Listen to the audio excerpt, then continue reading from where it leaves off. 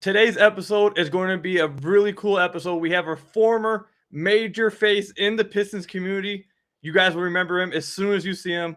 Let's go ahead and just get right into it on today's episode of the Locked On Pistons podcast.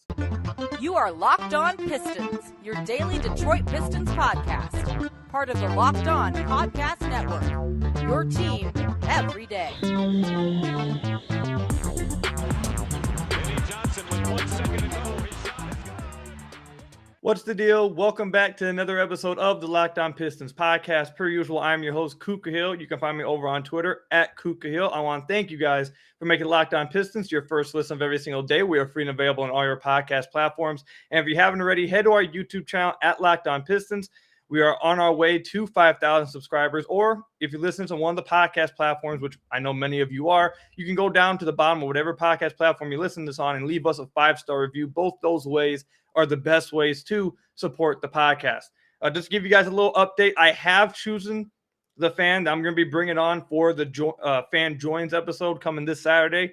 If you want to be on one of the future episodes, again, we're going to be doing this every week for the rest of the off season. You guys can continue to send in your favorite or best Piston fandom story to try to get selected by. I have picked this week's. I think it's a super dope story. I think you guys are really going to like it. So stay tuned for that episode coming this weekend. But I'm really excited for today's episode. We have a former Pistons broadcaster, analyst, whatever you want to call it. You guys are going to recognize him as soon as he gets brought up. I remember watching him all the time growing up as a kid with the Pistons. I think you guys are going to recognize him immediately. We are joined by Ryan Field, who is now with ABC New York. Ryan, I told you a little bit before we started that I'm not going to lie. It's not many times on the podcast that I'm giddy and like a little nervous. But this one I'm definitely a little giddy because, like I said, I remember watching you every day growing up, man. It's so surreal to have you on the podcast. I really appreciate it. Yes, sir. Happy to be here, Koo. And, we should point out to the listeners that when you said you used to watch me as a kid, I said, now, wait a minute. I want you to think very carefully when you say how far back we're talking, because I didn't want to feel as old as the hills here. But you were very delicate in saying it was just a few years ago that you were watching me on the Pistons telecast. So it made me feel that much better coming on Locked On Pistons today. And look, I mean, the reality is I covered the team from 2003 to 2013. I was there for so much of the good and, frankly, too much of the bad. Yeah. The back end of my time there covering the Pistons, but so many good memories, and I'm happy to come on today and talk to you all about them. Absolutely, man. I really appreciate it for real. So on the podcast, we're going to talk about some of his favorite memories and moments from the time with the Pistons. We're going to talk about how he got into it, how it was covering the Pistons, and then obviously we'll get his thoughts on the current team, its future. They have their face of the franchise now, Cade Cunningham. We'll talk about all that later on. But first, I want to talk with you. Just how did you get into this? I see that you went to Michigan State. Yes, sir. How did you get into this career, and how did you figure out that this is what you wanted to do and eventually get with the Pistons? Well, I knew at a young age that I wasn't good enough to play sports for any team, whether at high school like a lot of us level. So I said, look, if I'm going to get involved in sports, it's going to have to be in another platform. So in high school, I started working for the high school paper at Troy Athens.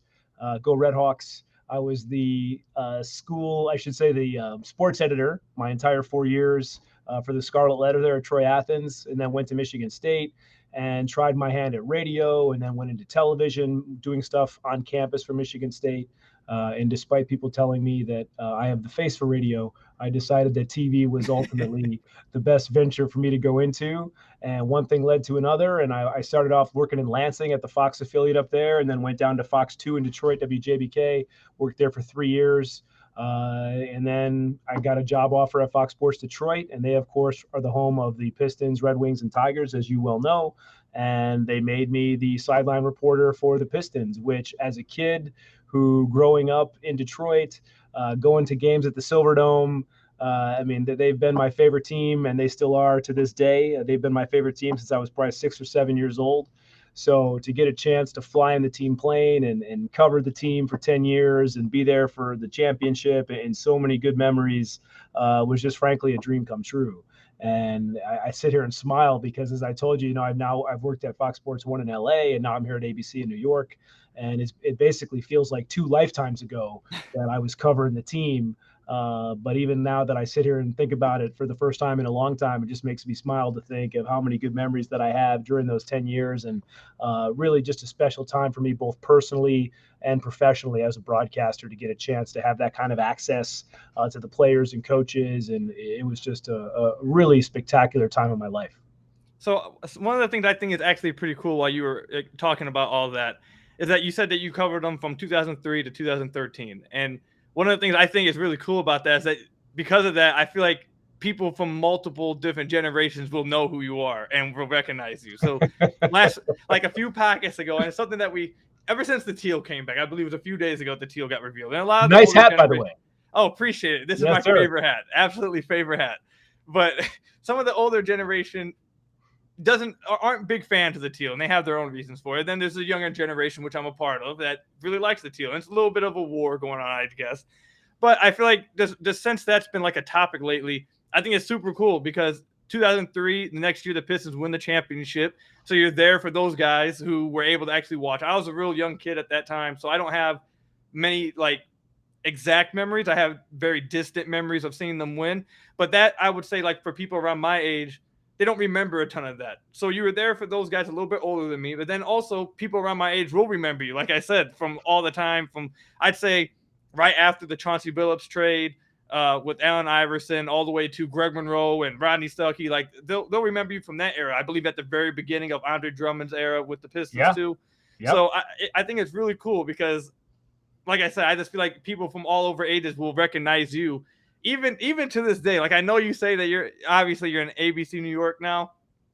I feel like all of us when we look at you, when we see you, we're gonna think, oh, that's our Detroit, or the guy who covered the Pistons all those years. So I think that's really dope. Thanks, dude. I really appreciate that. And look, no matter where I am in the world, no matter where my career takes me, Detroit will always be home.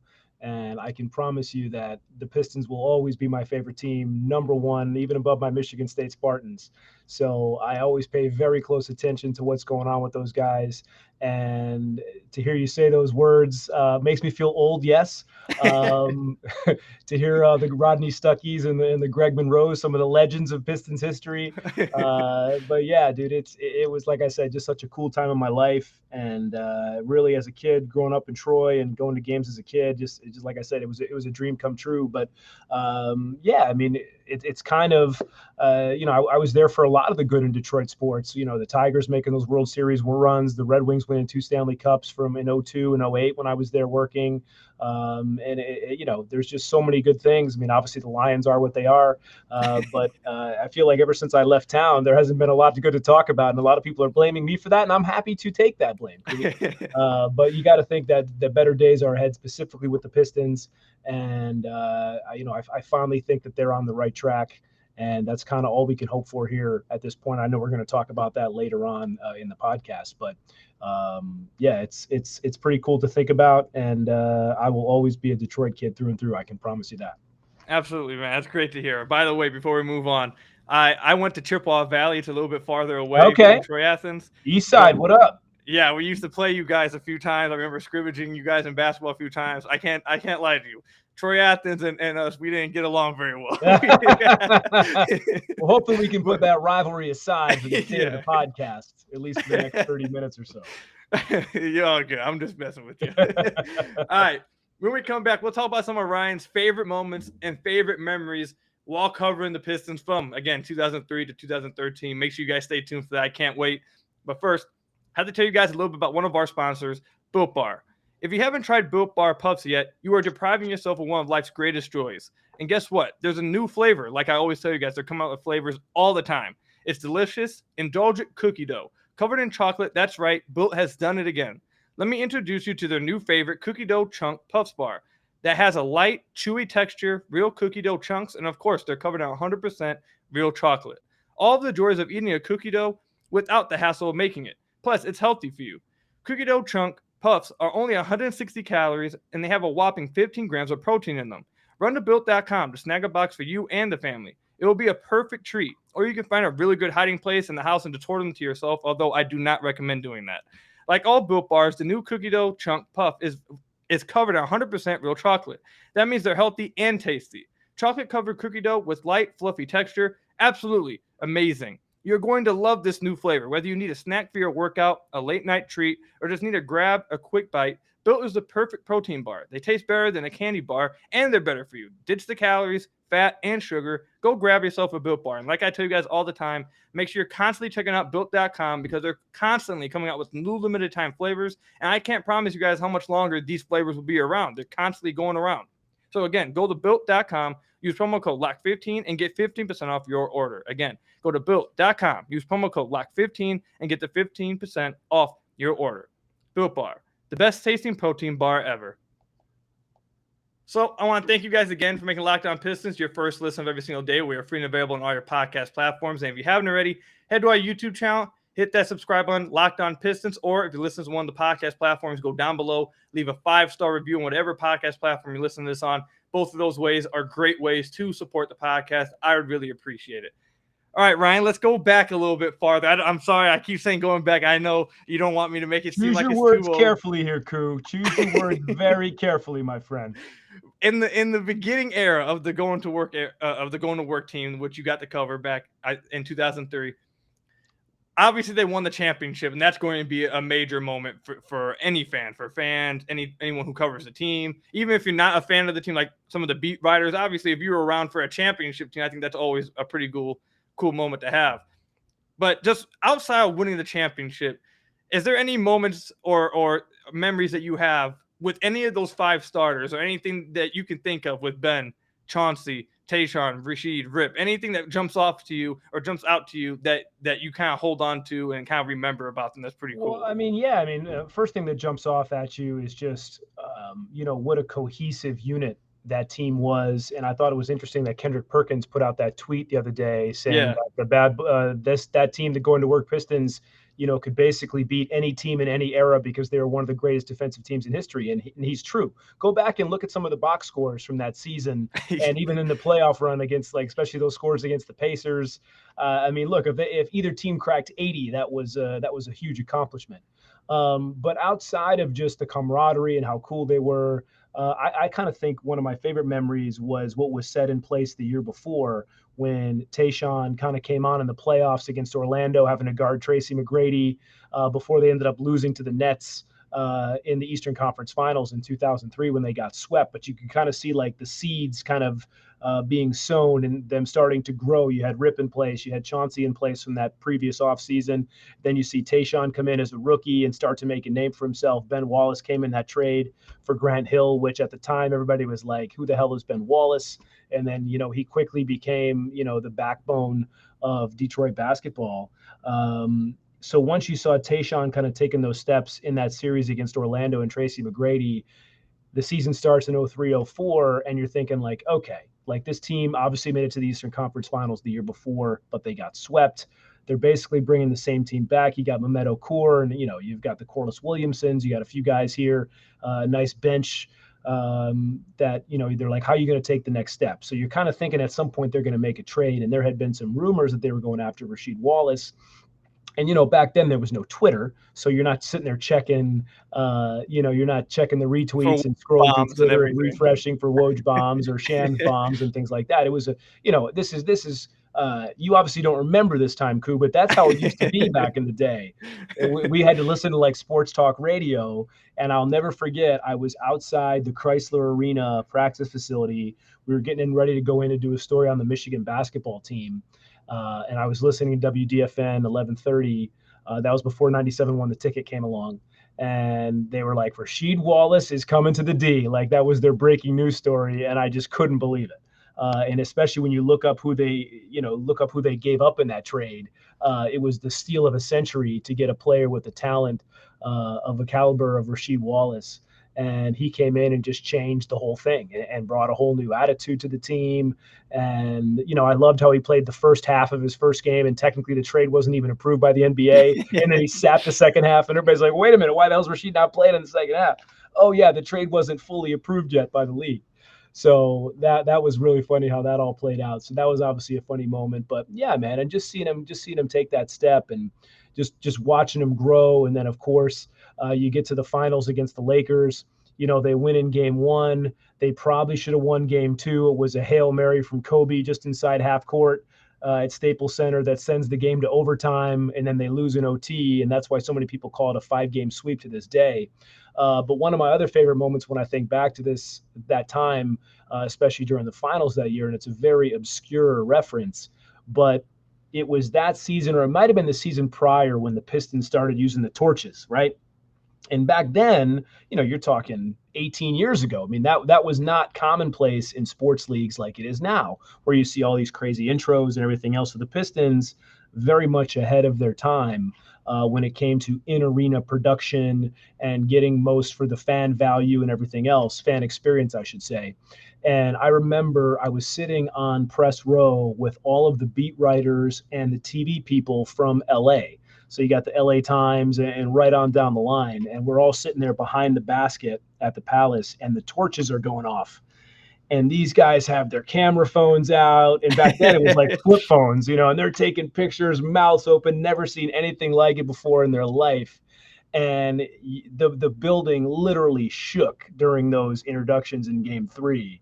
And I'm getting goosebumps now just talking about it. And it was just such a cool time to be there, not only as a fan, but as a professional, and just to witness basketball at its highest level. They win all 3 games against the Lakers, and it was just a remarkable night. I remember getting sprayed with champagne. Campbell. Why am I blanking on his first name? Eldon Campbell. Spraying the champagne in the locker room, and I was getting hit with the champagne. And, as a kid, like I said, who grew up watching the team, you're sitting there thinking, like, is this real life? Am I really in a Pistons championship locker room celebration? I remember watching the Bad Boys when I was just a kid, celebrating, and here I am getting interviews, talking to Kid Rock in the locker room, and doing all this stuff. Just so many cool memories. And then, of course, they trade for Antonio McDyess the year after that. And McDyess was probably my favorite player. I really loved Chauncey too. Those two were probably 1A and 1B. I loved all the guys, but if I had to pick 2 favorites, those guys would probably be it. Just always so cool to me. Always wanted to do interviews. And just McDyess was just an all-around good guy. And to this day, I feel so bad that they couldn't win another ring. If nothing else, for Antonio McDyess, who had the terrible knee problems later in his career, kind of resurrected his career with the Pistons. And, they frankly should have won. And Chauncey will tell you this to a man, they should have won probably 2 more titles, frankly, because that team was so talented. And really, Koo, in the grand scheme of things, that team was labeled underachievers when they won the championship, or overachievers, I should say, when they beat the Lakers, because nobody thought they were going to beat the Lakers. People were thinking they were going to get swept in 4 games. They'd be lucky to win one. They went ahead with the 5-game sweep, and they're labeled overachievers. Well, as their run unfolds and they make it to 6 straight Eastern Conference Finals, then you look back at the big picture, and then now they're labeled underachievers because they probably should have won maybe 2 more titles during that run. So it's not often a team, if you look at the scope of history, especially in the NBA, where a team can have one label in one perspective one year, and then several years later have a completely different perspective on them. So they went from overachievers to underachievers, and the fact that they weren't able to get a ring for Antonio McDyess, still very disappointed about that to this day. I was there in San Antonio when they lost Game 7. They were up by 8 late in the third quarter, and Antonio McDyess was playing his ass off. And then LB subbed him out for Rasheed in the fourth quarter, which I guess you couldn't argue because he went back to his starters. But McDyess was playing so well in that game. And, there's one they might want to have back. Maybe they win a second title. The LeBron game in 2007 when he goes off and makes all, that's still one of the worst moments in his history, when he scores 25 points in a row and you're just sitting there like, will somebody just put this guy on his ass, please? Like, he just open lane, right down, dunk after dunk, hitting these incredible threes, falling out of bounds. And not to be overlooked, in that game, Chris Webber was so good, and they probably should have won that game in overtime, didn't. That ultimately could have led to another title in 2007, because then they lost to the Cavs in Game 6 and got eliminated. So there's a lot of what-if moments. Of course, the Robert Horry shot from Game 5, from Game 5 in 2005. So you look back at some of these moments where you're just like, man, that team was so close to winning, 1 or 2, maybe even 3 more titles. 6 straight runs to the Eastern Conference Finals is pretty impressive no matter what era you're playing in. And given what the rules were back then and, how tough it was to score, and this team could just, as Kendrick Perkins pointed out, could just play with anybody. And, it was just fascinating to watch unfold, but ultimately disappointing that they did not win more than they did. Well, first I want to say about the fire being the horns, whatever. When I was a kid, my very first Pistons game I went to, my aunt surprised me on my birthday, and she took me to the game where Chauncey, his first game back at the Palace when he got traded to Denver.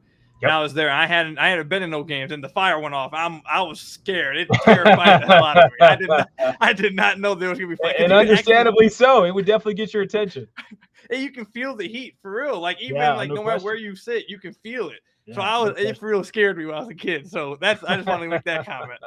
But two, I think it's pretty cool though that, and it kind of speaks to their dominance though as well, that that they had such a long run and such a long prime as a squad that they can start out as someone who was like an overachiever, and then by the time that they're at the end of their run, you look back and like, oh well, actually they did it for so long and went to so many Eastern Conference Finals. Maybe they were actually underachievers. I think it goes both ways. I've heard Chauncey, I think definitely Rip talk about before that they feel like they should have won one or two more. I think I heard Rasheed say something even more crazy, like maybe three more or something. But they were right there every year, dude. They were right there. Right there. And Flip Saunders, you could argue for all their playoff failures, he kind of took them to a whole nother level offensively that they didn't have under LB. They found a whole new gear. And of course, Ben Wallace left after the 05 season, which was a huge void to fill, and they kind of had to reinvent themselves again. But yeah, look, revisionist history can be whatever you want it to be, but they certainly should have won more than one. I think we can all agree on that. Absolutely. So I want to ask you about one thing quickly, the Rasheed trade. So again, I was really young when this happened, but I think all of us know, even people who were born after, that Rasheed even trade came in. Like they're 18 now. That's crazy to think about. I just thought about that. That's insane. Think about that for a minute. Let that sink in. Yeah, that's insane. But I feel like everybody knows who Rasheed Wallace is. Everyone knows he's the technical foul king. He got teed up for staring at a referee. We know all the fun the stories about Rasheed. But forget his play on the court. When he arrived in the locker room, did he bring instantly a little a more fun, a more vibrant, outspoken, kind of vibe to the locker room as soon as you got there? So there's one story that stands out in particular. Well, two actually, because you had the guaranteed, right, which was Game 2, Eastern Conference Finals 04. Once they lost the first game, and he guaranteed they would win Game 2. And he had that thing, you can put it on the front page, back page, I don't care, we will win Game 2. And of course, Detroit Free Press, Detroit News, guaranteed, Rasheed guarantees they're gonna win Game 2, and they did win Game 2. I'm pretty sure that was the Tayshaun Block game. It was Game 2 in 04. I believe so. And that was the one that kind of clinched Rasheed's guarantee, and then they went ahead and went on to beat the Pacers. So, but yes, that's one moment that stands out. But he was, to your point, so colorful, even more so in the locker room. So how it works with the media is, and for the life of me, I'll never understand this, but the players always like to shower before they talk to the media. And if it were me, I'd rather just get it over with, even if I'm in my jersey, go get cleaned up, shower up, and then go home. But for whatever reason, these guys want to shower first, put their clothes on. So we're all just kind of standing in the locker room waiting for all these guys, and nobody's in a rush to help us out because they don't care about the media. So it was always just such a slow process. And Rasheed always had these big, I think it was before Beats by Dr. Dre. Maybe they were, I can't remember. But he'd put them up on his head above his ears, but the audio, he had the volume turned up so loud that you could hear the song clear as day. And he would have him perched up on top of his head, and he would turn around and he would look at the media throng that was at his locker, and he would turn around and he'd be like, all right, MFers, shoot, I got 2 minutes. And so there was always this little bit of trepidation, who wants to ask the first question, because she was always so salty, even though for the most part that was an act, because he couldn't have been a nicer guy. But yeah, I'll never forget that. All right, MFers, shoot, I got 2 minutes. And so you would just hurry up and ask the questions. And every now and then he would give you a very well thought out, an answer that would be like, okay, that was a great, thoughtful answer to this question. But this is also the same guy who did the both teams played hard routine for however many questions he answered in the press conference that day. So, there was that side of him as well, that he could be, a little bit of a knucklehead, frankly. Even covering him, and he could be frustrating to deal with, not only from a referee standpoint, but from a teammate standpoint, from a media standpoint. Chauncey was just doing an interview the other day where he was talking about how he would, there was one instance where he purposely had the ref give Rasheed a technical because he knew that would get him engaged in the game. And you just knew as soon as Rasheed got teed up, he was going to hit like his next 5 shots, including like a back-breaking 3 coming down on the fast break. He'd be trailing and they drop it off to him and he hit a big 3 to cap off like a 12-0 run. Palace would go crazy. And you just knew it was, blouses at that point. It was ball game. And Chauncey told a funny story about how he's like, you're going to let Rasheed talk to you like that? You should tee him up. And like basically coerced the referee to call a technical on Rasheed so that would get him engaged in the game. But that was part of the Rasheed Wallace experience, is that sometimes he would be dialed in. Other times he would be kind of a space cadet, lackadaisical, not engaged, lazy passes, whatever. But make no mistake, he is one of the all-time most talented big men to ever play in this game. And he was a stretch 4 long before there were stretch 4s. And, maybe he doesn't get enough credit as he deserves because he was such a knucklehead. But that dude could play, and anybody that knows anything about basketball will tell you the same thing. Absolutely, man. So I have a quick story that I want to add on to that, and then we'll move on to the next segment. So I was credentialed for the 1920 season. I was actually able to get in the locker room. That what you just said, it 100% was true, and it used to get on my nerves so bad. About waiting for them to get dressed? Yes, yeah, I was like, I had the same thought as you. I'd be like, dude, don't you guys want to like get it over with instantly instead of like having to wait and prolong it? So I'm like, dude. And Reggie Jackson was the absolute worst with it. Reggie I feel like he wasn't even really taking the shower back. I feel like he would just perfectly sit back there and just wait for as long as possible to come back. And that's the thing, dude. Like, I would have my uniform on just waiting to get it over with. As soon as the media comes in, I'm like, all right, let's just get this done with. But yeah, I mean, that really tested your patience. And I wish I could have all the minutes back in my life that I've waited on athletes to do interviews. I'd probably live another 6 years, Kuhn. There's no question about that. A lot of time wasted waiting for athletes to get dressed and do interviews. And you're always on their time. And I get it. Yeah. That's part of the deal. But that doesn't make it any less frustrating. No, yeah, but I had to add on to that because that was as soon as you said it, I was like, I'm glad you got to experience what we experienced. I'm glad you got to see that firsthand. Yeah, I was like, man, Reggie, come on, dude. And then there'd be some other players like D Rose was there that year, and he used to always his thing was, and it was super cool. I used to talk about it, is that he refused to do any interview unless he had all his jewelry on. So he'd have to make sure he had his watch on, his earrings in. But every day, I kid you not, it would take him like 5 to 10 minutes just to get his necklace on. He would sit there for the longest time trying to figure out how to get his necklace on, and we'd all just be sitting there. But it was cool. It was cool. It was fun. It's definitely a story to have about the experience of the locker room. I'm glad you had a chance to experience it firsthand, my friend. All right. So when we come back, we'll talk about the current Pistons team, their future. How does Ryan feel about Cade Cunningham and the young core that Troy Weaver has put together in Detroit? Stay tuned for that. But first, you guys got to hear from some of our sponsors. All right. Thank you guys for making Locked On Pistons your first listen of every single day. We are free and available on all your podcast platforms. If you haven't already, head to the YouTube channel at Locked On Pistons. Hit that subscribe button. Or if you listen to this on one of the podcast platforms, go down below whatever platform you listen to this on. Leave us a 5-star review. Both those ways are great ways to support the podcast. And in case you guys missed it earlier, I'm going to give you guys an update one more time. I did pick the fan that will be coming on Saturday to talk about the Pistons. If you guys want to find a way to get on there in one of the episodes in the future, continue sending me your favorite or best Piston fandom stories. I'll continue to pick the most interesting one each week, and we'll have you on the podcast. All right, Ryan. So like you mentioned a little earlier, you were a part of the great times in Detroit and the bad times in Detroit. And the bad times, dude. The bad times seem to have lasted a tad too long. They haven't won a playoff game since 2008. Yeah, it's been a little while. It's been a while, but Crazy. it seems like times may be finally turning in their favor.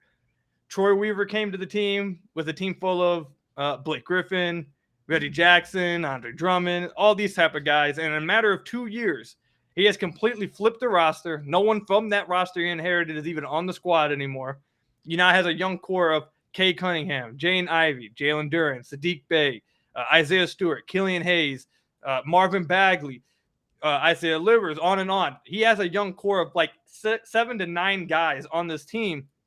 When he took over, the young core basically was Luke Kennard and Bruce Brown. So he's done a heck of a job to bring in some more young talent and make this future look a little bit more brighter. How do you feel about this squad that's being led really by Cade Cunningham moving forward now? Well, I had to sit there and I was reflecting as you were making that long intro to the question and touching on so many good points, that just how much has changed in such a short amount of time under Troy Weaver's direction, and really how much the narrative has changed surrounding the team, especially on a national perspective, where you have guys like JJ Redick and, Kendrick Perkins saying that they won the draft, and JJ Redick talking about how they're going to be one of the best teams in the Eastern Conference in the next couple of years. And, they're getting a lot of love, and deservedly so. And Troy Weaver deserves all the credit, all the kudos, and then some, because what he has done in a short amount of time, I don't know if it's ever been done in the NBA before. I'm not that much of a historian to be able to tell you that much, but it is almost unprecedented how he's been able to flip this roster in a short amount of time and work wonders with the salary cap and the dead money. And he makes these moves, and then he makes these trades, and you're scratching your head going, well, what the hell just happened? And then you have to wait 48 hours for the second part of it to make sense. And, he's often playing chess when everybody else is playing checkers, is kind of what it feels like. And, I feel like he fleeced the Knicks on that deal on draft day for Jalen Duren. Even getting Alec Burks was a nice pickup. I mean, Burks was one of the Knicks. He's probably their third best player last year. And, now you got him coming off the bench, maybe starting just to add some shooting, which was much needed. You get Nerlens Noel to, mentor some of the young bigs, because they definitely need that. You got so many young big guys on the team. And I think what he's done, there's a reason why this guy was so highly sought after and considered one of the bright young minds in the NBA. And it's like, who's going to be the first team to hire Troy Weaver? And, he turned down other positions in the league. And finally, whatever Tom Gores and company said to him to sell him on the deal, I'm sure a lot of this was a part of it. But they found a way to make it happen. And look, I'll say that Tom Gores gets a lot of flack for how his regime started with Stan Van Gundy.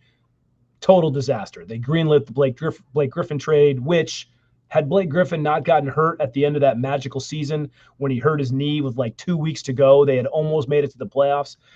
They wouldn't have fallen down and had to face the Bucks in the first round, because they lost a bunch of games after he got hurt late in the year, that they probably would have had a 6 seed, and maybe they win a couple games, and maybe we're kind of looking at that differently. But I think everything happened for a reason, that it just unraveled under SVG. He had to go. Should have never been the GM on top of being the head coach. And Gores admitted, he's like, look, I'm a businessman. I've made mistakes running a business when I was young and getting involved, and, you kind of learn as you go. And he admitted he did the same thing with the Pistons. He made a mistake, he fixed it, and now look. And I don't think he gets enough credit for what he's done for bringing in Weaver and, the other guys in the front office, and they've revamped the scouting department and the analytics and everything else. I think they've really done a first-class job in getting this thing turned around, and I think he deserves a lot of credit for this as well. Absolutely, both of them. Like you said, for Gores to be able to recognize, because remember, at the end of the year, after he literally got rid of Stan Van Gundy the following offseason, 3 months after he made the trade for Blake Griffin. So he didn't even let him see out the move that he made, because he realized that we need to move in a different direction, and made the move for Dwayne Casey.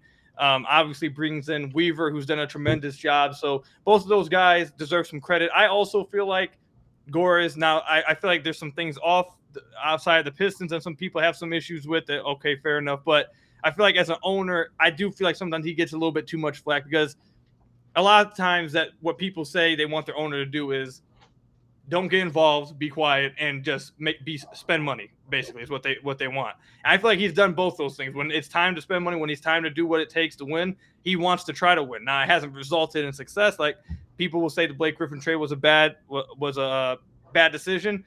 Whichever way you land with that was an effort to win. He will do what he believes it takes to win. So I like that. And I also like the fact that he doesn't get too involved in basketball decisions. He trusts these guys in the front office. So I think why wouldn't you? Nice. I mean, yeah, you hire a guy like Troy to run the show, and you have the Arn Tellums and some other voices in that front office that no doubt have a say in things, but ultimately it's Troy's call. So yeah, I think they've done a great job of revamping the whole thing. And like we said, I think Goris deserves a lot of credit for that. And I'm blanking on the guy he brought in to run basketball operations before Troy came in, who's still part of Ed Stefanski. Yeah, Big Ed Stefanski. So, that was another good move because Stefanski, had done great work with Memphis. So now he comes in and, he's kind of helped oversee all this, and another guy for Weaver to lean on. And, you look at that front office, I mean, it's pretty stacked with good minds. And I think that's just another reason for Piston fans to feel good about the direction of the team. Yeah, I completely agree with you. So let me ask you specifically, Cade Cunningham. How excited are you to have Cade Cunningham be a Detroit Piston, be the leader of this comeback, this new younger era, the Teal coming back with this new younger generation, the new young core. Cade Cunningham's the face of it. I feel like, personally, we've talked about it a ton on the podcast, obviously, that I don't feel like the Pistons could have gotten a better face for their franchise, a guy who's as mature off the court as he is on the court, a leader, a guy who knows what the right things to say, wants to help his teammates get better, all those things, and a guy who seems like he's absolutely bought into Detroit. We just had a podcast. The last episode, I had a Houston Rockets member come on. We talked about the Rockets versus Pistons young core, and something I didn't mention on that episode that I should have mentioned is that I think it worked out perfectly for both teams because, to be honest, I think Jalen Green will last in Houston a long time, but Jalen Green, to me, it feels like a kind of guy who may have wanted out of Detroit after like 5 years for a different spot. I don't see that happening with Cade Cunningham. Cade Cunningham seems, and his whole crew, his trainer has interacted himself or really put himself in the Pistons community, constantly interacting with everybody. They've completely bought into Detroit. Are you buying Cade Cunningham as the face of the Pistons franchise moving forward? No question. And you hit the nail on the head with Jalen Green, who had some of those things to say about Detroit. I can't remember if it was before the draft. I think it was afterwards. Yeah, it was after they didn't draft him. He didn't get picked, and he was basically dogging the city Detroit, and everybody that lives there were all like, okay, here's another person dogging Detroit who has no clue what the hell they're talking about. And then Cade Cunningham on draft night wears the sunglasses that are I forget the name of them. That the are Buffs. Yes, the Buffs that are specific to Detroit. And he just kind of had this Detroit attitude, Detroit swagger about him right from the jump. And I know there were a lot of Evan Mobley fans in that Pistons front office, including Troy himself, which, would if it was solely up to him, would he have taken Evan Mobley? Maybe, because he was kind of a unicorn, a big man who can shoot and block shots and do all this stuff and run the floor, dribble, pass. I get that, but I think ultimately they are 1,000% happy with Cade Cunningham, and I think every Piston fan should be as well because of all the intangibles, and on top of what he brings on the court in terms of his playmaking ability. The thing I like about him the most is the game never seems too big for him. He's just always playing at this tempo and pace. He can slow things down. He doesn't seem to get rattled. He's kind of got this little edge to him. He's just like, yeah, whatever, man. Like, he doesn't really let anything bother him. And I think he is a guy that people will rally around in that locker room. And I think we've already seen that to a great extent. Last year as a rookie, he kind of already said, this is my team. And I loved him sitting courtside there in Vegas, cheering everybody on and just being a good leader. And then on top of that, you talk about how much he loves the city and what all the things he's brought to the city in terms of, just a big name star who's embraced living there. Not since probably, Grant Hill have you had a guy that was so highly acclaimed come in and then really embrace the city of Detroit. And I think, this guy is only beginning. I mean, we're talking about him like he's a 6-year vet. He's only played 1 year. And he just put on 15 pounds of muscle in the offseason, needed to gain some weight. So that worked out great that he did that. I think that's going to help him take another step this year. He's going to be a little bit harder to defend, maybe a little more work in the post now that he's got a little more size on him. So I think all of that is going to be beneficial to the Pistons and Cade Cunningham. And, getting the star, as you know, Koo, is the hardest part in the NBA. And the Pistons have found their star. And now you've got all these other pieces that Troy has brought in that can be used in a trade later on down the road or whatever. But they've got so much more flexibility. They're going to have, $65 million in cap space this offseason coming up next summer, I should say. So, they just got so many things at their disposal. And as a fan, it's nice to say that things are finally pointed in the right direction. Yeah, I completely agree with everything you said. One of the things that you mentioned, and we'll wrap up the podcast, that I kind of want to hammer in is that he can go either way with this young core now. He has, like you mentioned, you can grow these guys. They have the flexibility to add pieces in free agency. Or again, like you mentioned, the Pistons have done, I think, a really good job of having role players for the past 10 years. Like, they've had a bunch of good role players. If you look at a lot of the contenders, now you'll see them former Pistons all over former contenders. All over the place, right? Yeah, Andre Drummond, Bruce Brown, Luke Kennard, Marcus Morris, Markieff Morris. Like, you'll see all of them scattered Reggie everywhere. Jackson, how good. I mean, he's been great for the Clippers in the playoffs. Exactly. So you see a bunch of role players who are really good. But in Detroit, they were asked to be more than they were. And like you mentioned, it's really hard to get that star. They finally have that with a bunch of role players who can, like you mentioned, can be used in a trade down the line to get another co-star with Cade, or you can develop with him and maybe Jaden Ivey becomes that co-star, or maybe Sadiq Bey or someone else, or maybe a top pick in next year's draft. So they're extremely flexible and they have so many different ways that they can go with this rebuild. But like you mentioned, I think all of us, our fans of the Pistons, are extremely excited and happy that Cade Cunningham is the face of this franchise moving forward. Last question I ask you real quick before we wrap it up. Who's your favorite Piston right now? Right now on the team currently? Oh, boy. I mean, it's got to be Cade, dude. I just love everything about him. I already just waxed poetically about him a couple minutes ago. I mean, he just is everything you want a superstar to be. And I say superstar because I think he's well on his way to being one. Yeah. And I think the Pistons got lucky on draft night. They were due for a lucky bounce with the ping pong balls. They got it. And now they finally have their path paved here now to take the next step into contention and hopefully be back in the playoffs here soon. Because I got news for you, Q. When I was covering the team in 2008 and they lost in the Eastern Conference Finals, I believe they got swept by the Cavaliers. They did in 2008. If you told me I'd be sitting here 14 years later on a podcast, first thing I'd be saying is, what the hell's a podcast? And if you'd have told me the Pistons had not won a single freaking playoff game in 14 years, I never would have believed you, because we were coming off a string of 6 straight Eastern Conference Finals, yet here we are. And it's just remarkable. And hopefully that darn streak comes to an end here sometime soon. Yeah, hopefully soon, because it's not a good streak to be associated with. That's for sure. No doubt about it for me. Thank you, Ryan, for coming on, man. I really appreciate it, man. This was a lot of fun. Make sure you guys go follow him over on Twitter at RyanFieldABC. Again, thank you so much for coming on. This was seriously a lot of fun. Thank you guys. Let's do it again during the season, buddy, when hopefully we're talking about the first place Pistons. How's that sound? No, yeah, absolutely. I'll have you back on. I absolutely will have a lot of fun with that. So I want to thank you guys for making Locked On Pistons your first listen of every single day. We are free and available on all your podcast platforms. If you haven't already, give us a 5-star review on one of the podcast platforms or subscribe to the YouTube channel at Locked On Pistons.